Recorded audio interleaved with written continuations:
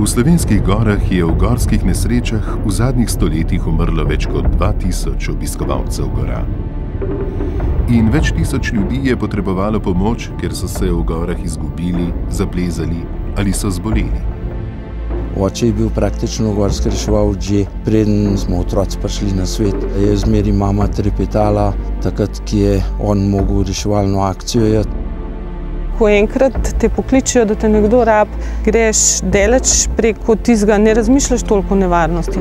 Smo zelo veseli, če dobimo ponesrečenca živega. Gremo včasih tudi preko meja, ne? Gremo, drž!